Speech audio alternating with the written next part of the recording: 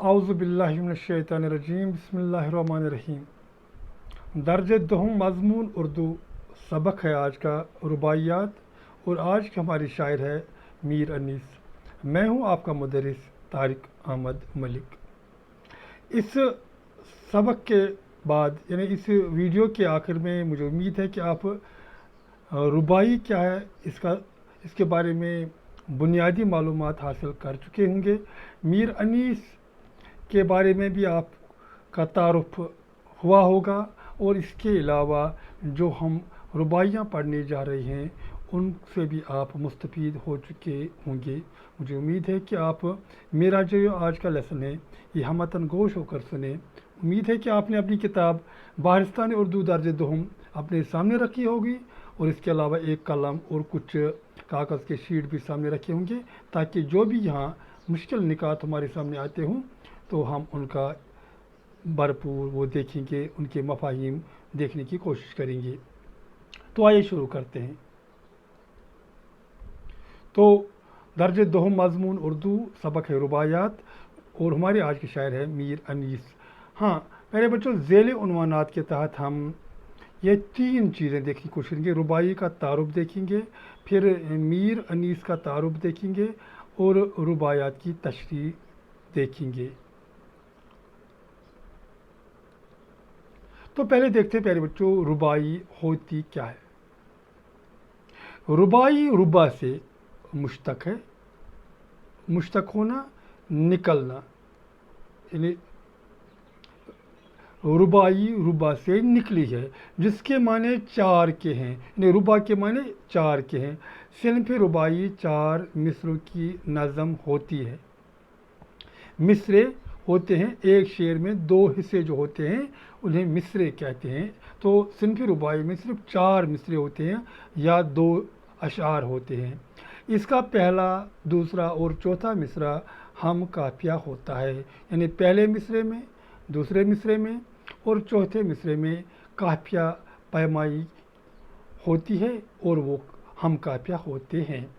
تیسرا مصرع بھی اسی قافیے میں ہو تو کوئی حرج نہیں، تو کوئی مشکل نہیں اگر تیسرا مصرع بھی قافیے میں ہی ہو، یعنی اگر دو اشعار دونوں ان کے دونوں میں قافیے ہوں، دونوں مصروں میں، پھر دوسرے اشعار کے دونوں تو کوئی حرج نہیں، مگر یہ عام معمول نہیں۔ رباعی کا تیسرا مصرع زوردار ہوتا ہے، تیسرے مصرے میں زور دیا جاتا ہے، بات پر زور دی جاتی ہے۔ قافیوں اور بحور اوزان کی پابندی رباعی کے لیے بہت ضروری ہے۔ قافیہ ان کے لیے ضروری ہے، بحور یعنی بحر کی قسم ہے، وہ وزن جس میں یہ شاعری کی جاتی ہے اسے بحر کہتے ہیں، اور وہ اوزان یہ بھی اسے کہتے ہیں، جو بحر میں جو اوزان ہوتے ہیں، وہ ارکان ہوتے ہیں، ان کی پابندی رباعی کے لیے بہت ضروری ہے۔ عموماً کہا جاتا ہے کہ رباعی کے لیے 24 اوزان مخصوص ہے، یعنی جن کن اوزان میں رباعی لکھی جاتی ہیں ان ارکان کا ہم ذکر کرتے ہیں، ان بحور کا ہم ذکر کرتے ہیں، تو ہم موٹے حروف میں یہ کہیں گے رباعی کے لیے 24 بحریں مخصوص ہے۔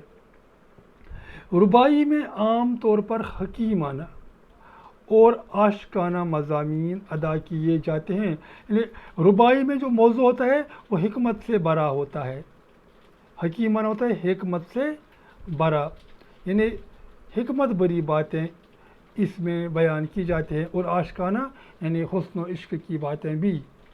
بعض شاعروں نے خود کو ان مضامین کا پابند نہیں کیا۔ کچھ شاعر ایسے بھی ہیں جو حکمت اور حسن و عشق کے علاوہ بھی اس میں مضمون باندھتے ہیں۔ چنانچہ رباعی میں اور طرح کے مضامین بھی نظم کیے گئے ہیں۔ اردو میں ہر بڑے شاعر نے رباعیاں کہی ہے۔ کہا جاتا ہے کہ اصل میں رباعی سب سے پہلے ایرانی شاعر رودکی نے کہی ہے۔ یہ بات یاد رکھنے کی ہے، کہا جاتا ہے کہ سب سے پہلے کس نے رباعی کہی ہے، وہ ہے ایرانی شاعر رودکی، اور انہی کے اوزان و بحور مقرر کیے، اور اس کے اوزان و بحور مقرر کیے تھے، اسی نے پہلی بار اس کے لیے بحور اوزان مقرر کیے۔ ربائی فارسی سے اردو میں آئی، دیگر اصناف کی طرح ربائی بھی فارسی سے اردو میں آئی۔ یہاں میں نے دیگر اصناف کہا، میرا مطلب ہے ہمیں قصیدہ بھی غزل بھی فارسی سے ہی ملی ہے۔ آگے بڑھتے ہیں۔ اب ہم ذیلی عنوان کے تحت میر بابر علی انیس کا تعارف دیتے ہیں۔ یہ میر بابر علی انیس جو شاعر ہیں کہاں پیدا ہوئے، کب پیدا ہوئے؟ 1804 عیسوی میں پیدا ہوئے، چونکہ یہ ہم عموماً اس طرح لکھتے ہیں انگریزی میں 1804 عیسوی، اور 1874 عیسوی میں اس دنیا سے چل بسے۔ میر بابر علی انیس فیض آباد میں 1804 عیسوی میں پیدا ہوئے۔ میر خلیق آپ کے والد اور میر حسن دادا اور میر حسین زاہک پردادا تھے۔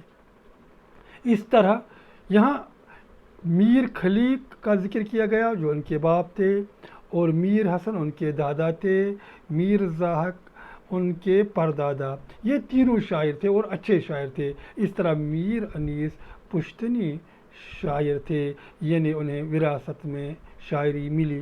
میر انیس کا مطالعہ کافی وسیع تھا، ان نے بہت پڑھا تھا۔ وہ عربی اور فارسی پر اچھی دستگاہ رکھتے تھے، یعنی وہ اچھی پکڑ رکھتے تھے، یعنی انہیں عربی پر بھی اور فارسی پر بھی نیز اردو پر بھی بہت دسترس تھی۔ میر انیس نے اردو میں مرثیہ گوئی اور مرثیہ خوانی کو ایک اعلیٰ فن کا درجہ دیا۔ انہوں نے مرثیہ گوئی کی، مرثیہ خوانی کی اور اسے اعلیٰ درجہ دیا۔ وہ ایک قادر الکلام شاعر تھے، وہ قادر الکلام، بڑی بات کہنے والے شاعر، قدرت رکھنے والے اپنے فن پر، ایک بات کو کئی ڈھنگ سے ادا کرنے میں ماہر تھے۔ وہ ایک اعلیٰ پایا کے مرثیہ نگار تسلیم کیے گئے، یعنی مرثیہ نگار، مرثیہ لکھنے والے۔ ان کے مرثیوں میں مختلف قسم کے اشخاص کی سیرت و کردار کی سچی اور اچھی تصویر نظر آتی ہے۔ فصاحت ان کے کلام کا خاصہ ہے، آسانی کے ساتھ بات کرنا، فصاحت کہلاتا ہے، روان یعنی الفاظ اور جملوں میں روانی ہونا، سلاست ہونا، یہ فصاحت کی مثال ہے۔ مناظر فطرت کا بیان کرنا ہو یا انسانی جذبات اور احساسات کی تصویر کھینچنا ہو۔ انیس نے ہمیشہ واقعیت اور اصلیت کو مد نظر رکھا، یعنی واقعیت کو انگریزی میں فیکٹس کہتے ہیں، اصلیت کو ریئلٹی کہتے ہیں۔ ان چیزوں کو مد نظر، یعنی کبھی جھوٹ موٹ نہیں لکھا۔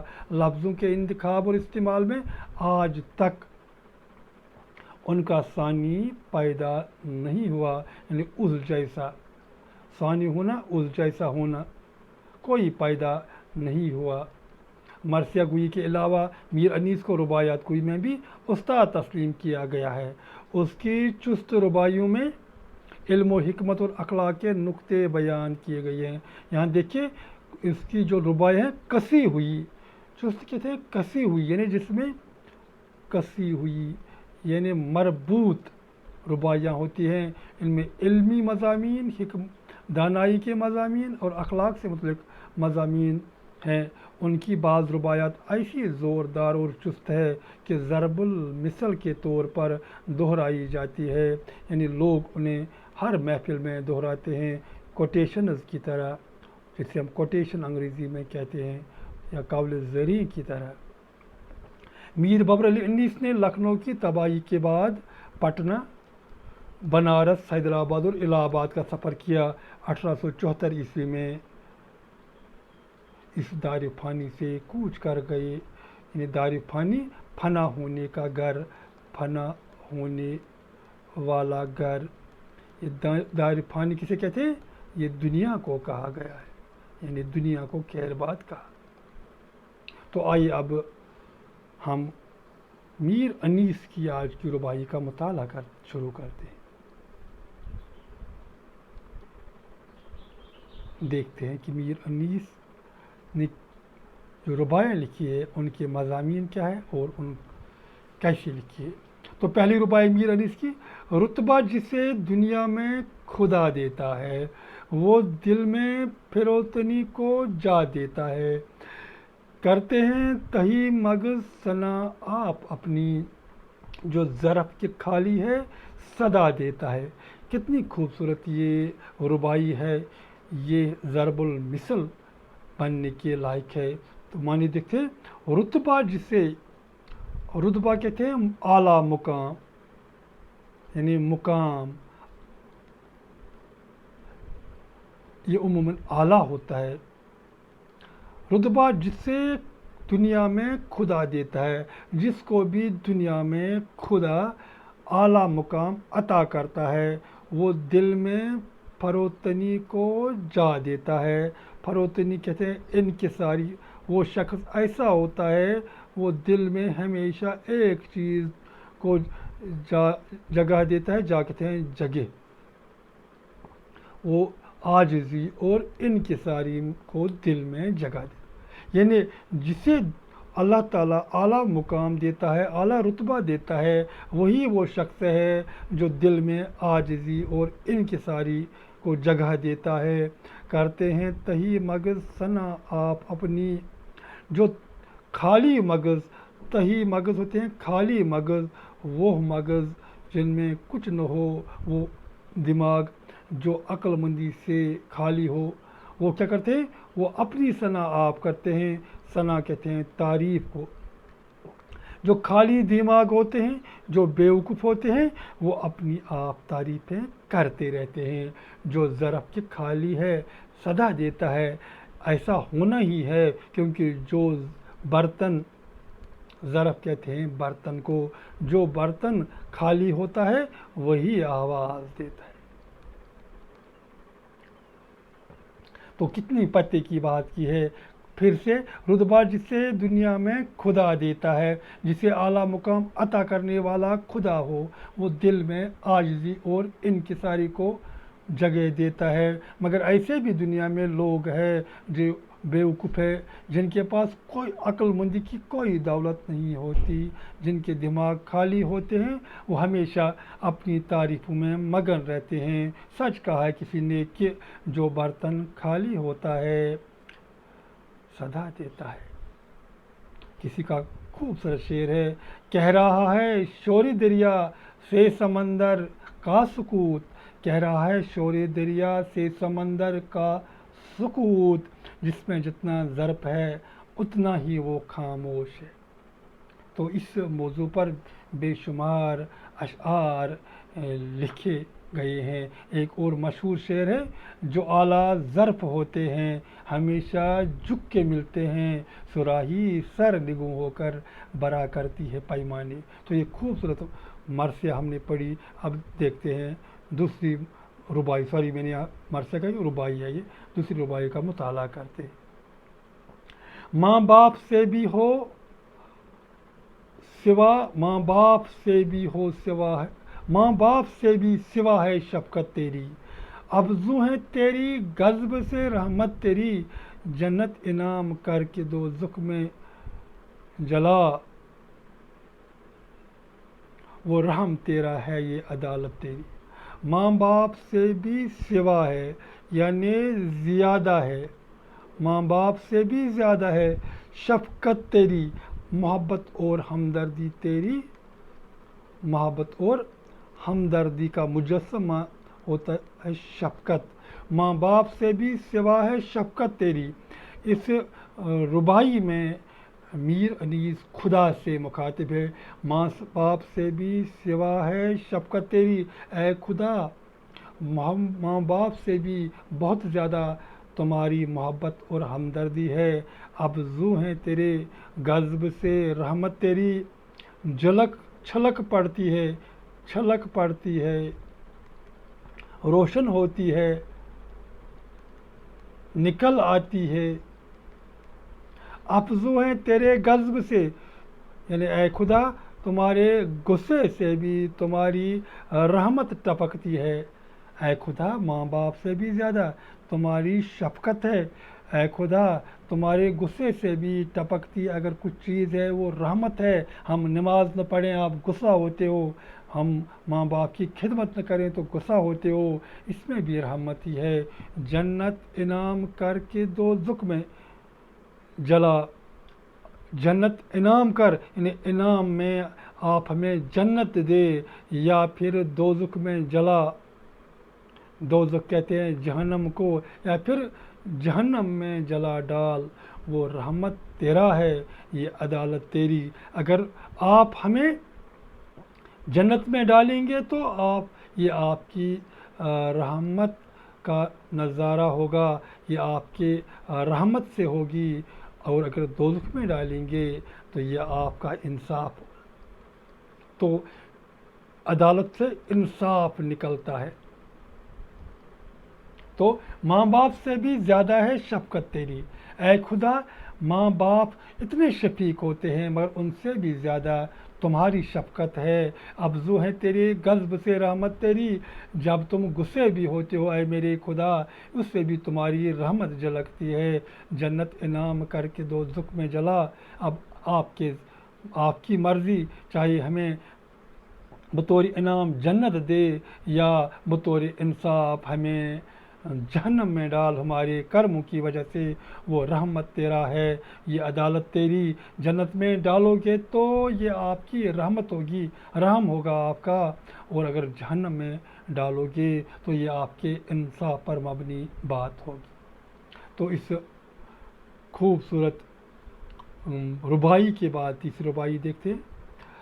आगोशे लहद में जबकि सोना होगा, जुज़ खाक न तकिया न बिछोना होगा, तन्हाई में आह कौन होवेगा अनीस, हम होंगे और कब्र का कोना होगा।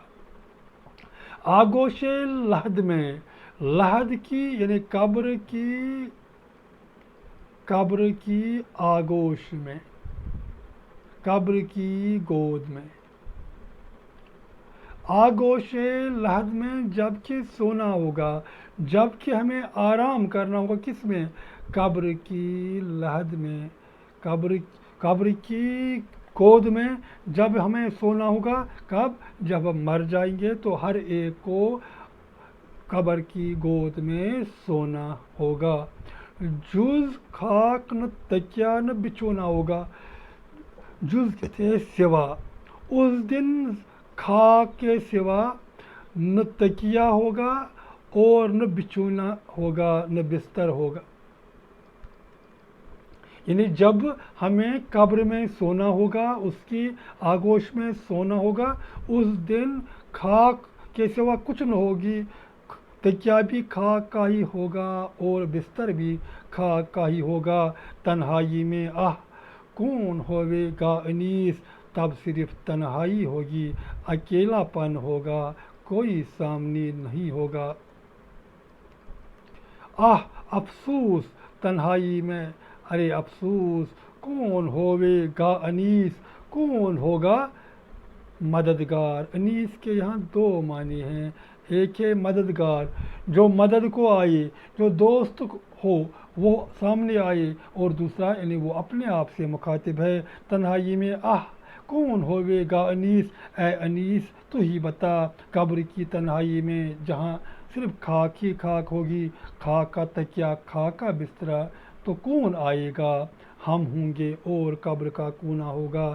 सिर्फ दो चीज़ें होंगी, हम होंगे यानी एक तो मैयत होगी जब हम मर जाएंगे, और कब्र का कोना होगा। और कब्र का कोना तो कोना ही है, यानी दो चीज़ें होंगी, एक कब्र होगी और एक मैयत होगी, तीसरा कोई नहीं होगा।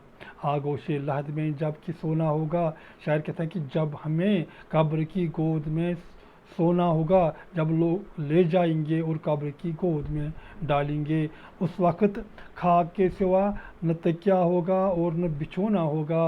अफसोस, अकेलापन होगा, तन्हाई होगी, कोई मदद को नहीं आएगा, सिर्फ वहाँ हम होंगे और तन्हा तन्हा कब्र होगी। तो इस तरह हमने इस तीसरी रुबाई का भी तर्जमा किया।